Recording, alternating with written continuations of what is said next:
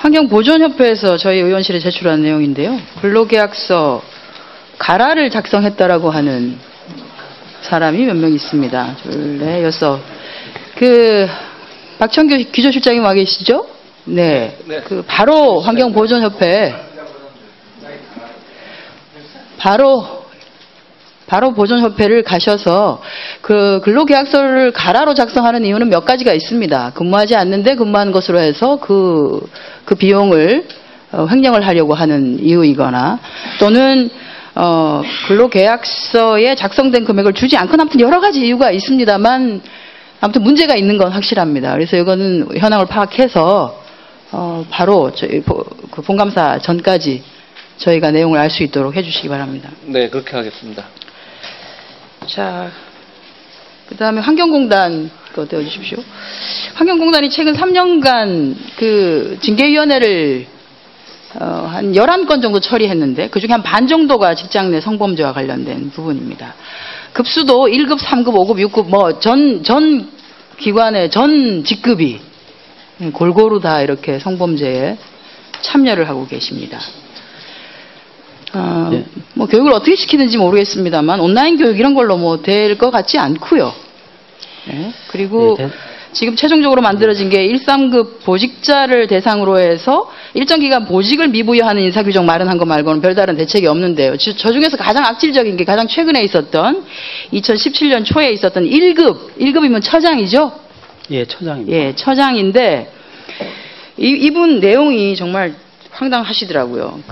워크숍 할 때 본인이 타부서 직원이 승진할 때 승진시 좀 잘 봐주십시오. 승진 평가할 때 잘 봐주십시오라고 했던 것을 파워포인트로 띄우면서 인사를 평소에 잘해야 된다. 한 50명을 두고 워크숍 할 때 이렇게 합니다. 인사철 돼서 이렇게 인사하지 말고 평소에 인사를 잘해라.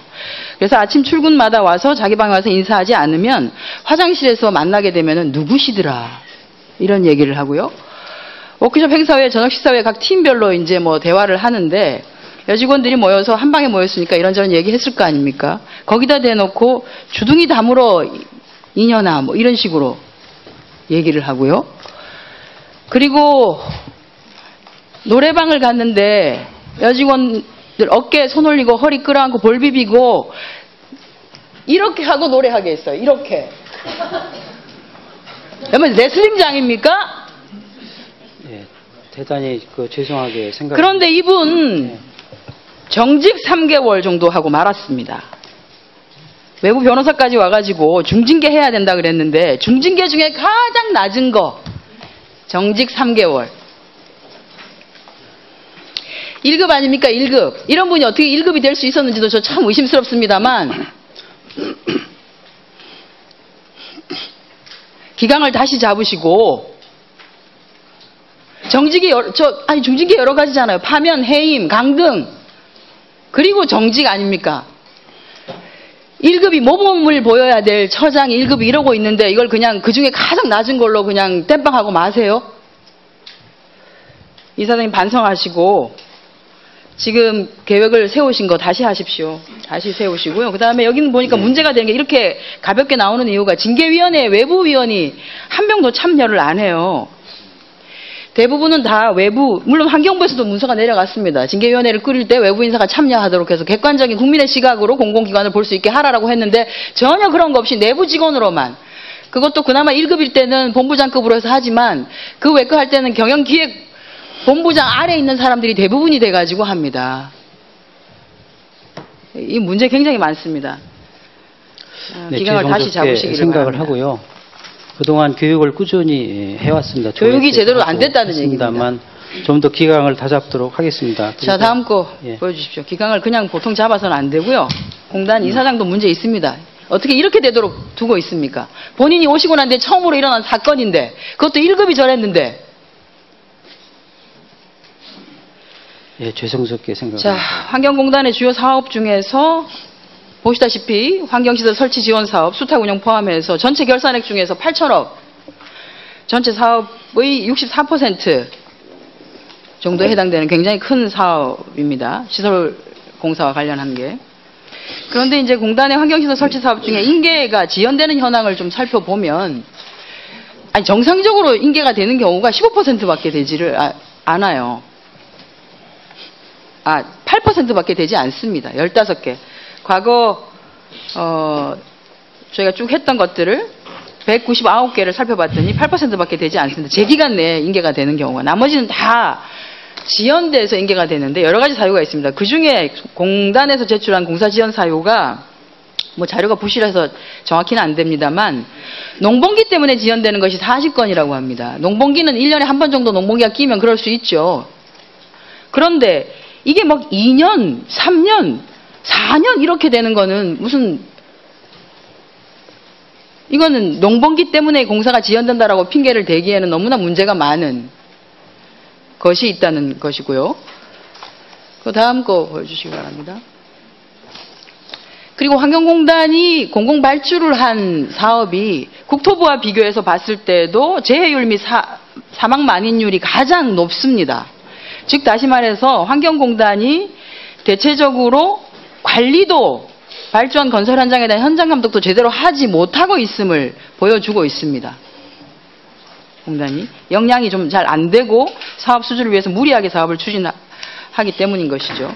그리고 오늘 자랑스럽게 업무보고에 여기다 넣어 놓으셨던데요. 12쪽에 국민물복지 향상을 위한 노후 상하수도 시설 정비를 해서 유수율을 제고해서 강원권 정선과 태백 시범사업을 통해서 유수율을 86%까지 제고를 하겠다고 했는데 태백하고 정선이 목표 유수율 미달성으로 해서 지금 인수인계를 거부하고 있습니다. 태백의 경우에는 최종 누계 유수율이 79.8%, 목표율이 아마 설계는 87로 했을 겁니다. 안 되기 때문에 인수 못하겠다고 하는 것이고요. 정선군도 역시 마찬가지로 원래 목표했던 것에 못하는 1분 안 되는데요. 네, 1분 드리십시오. 정선 역시 마찬가지입니다. 이 업무보고에는 뭐 한 것처럼 하고 있지만 실질적으로 해당 지자체에서 이것을 인수 거부를 하는 이유는 목표를 못 맞추고 있기 때문입니다. 이런 것이 뭐 여기뿐만이 아닙니다. 우리 존경하는 이미자 의원님이 지적해 주셨던 포항시 경우에서도 애초에 은폐수 목표 처리랑 미달성에서 공단 상대로 소송이 그렇게 해서 진행이 된 것이고요.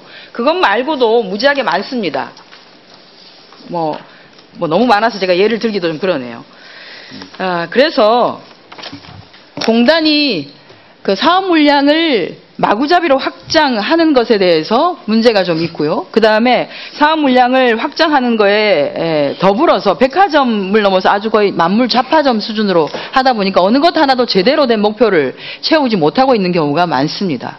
공단이 업무하고 방향을 어떻게 가져갈 것인지 환경 전문기관으로 가져간다라고 하면 저렇게 지연이 되는 일이 없고 목표를 못 맞추는 일이 없어야 합니다. 반성하시고 좀 해주시기 바랍니다.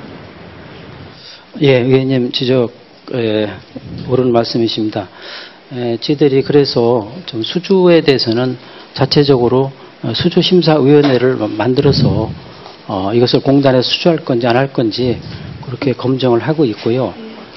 그리고 여러 가지 지치된 공사 현장에 대해서는 수시로 현장 동료도 하고 또 시공사하고 협력을 해서 최대한 좀 조속히 마무리하려고 하고 있습니다. 네, 가능한 한 문제 해결을 위해서 최선의 노력을 하겠습니다. 네.